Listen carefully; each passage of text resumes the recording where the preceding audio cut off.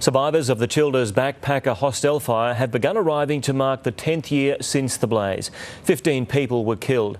Nicolas Boot joins us live from Childers. Nicolas, how will those young people be remembered and honoured? Well, it's hard to imagine that it's 10 years since this small country town was changed forever when a deliberately lit fire ripped through the Palace Backpackers Hostel, killing 3 Australians and 12 overseas backpackers. Tomorrow, a memorial service will be held here to remember that night. In attendance will be the victims' families, and at least 8 survivors will make their way back to Childers.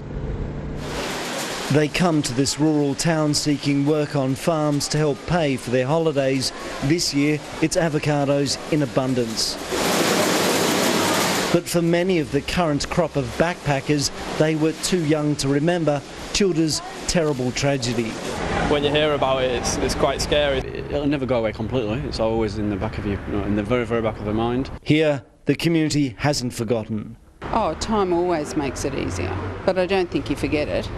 Survivors Rob Jansen and Herco Terra from the Netherlands have returned to pay their respects to friends who died on the 23rd of June 2000. It's like this trigger effect that the town has with you. So like the shops that you see, the people that you see. Rob and Herco were sleeping downstairs that night. Most of the backpackers who died were trapped upstairs. It is good to be back, and it is strange to see the palace. Simpson Farms lost 3 workers in the blaze. They live on in our memories and the memories of the people in Childers.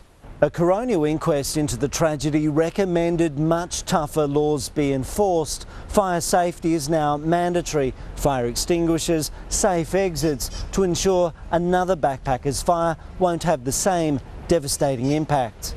The man who lit the fire, Robert Long, was sentenced to life imprisonment. He was found responsible for 2 murders and arson. As long as they remember the victims, they still live on. In Childers, Nicolas Boot, 10 News. And we'll mark commemorations when we present 10 News live from Childers tomorrow night. The changes we've made and how memories live on in Childers. 10 years on. That's 10 News tomorrow.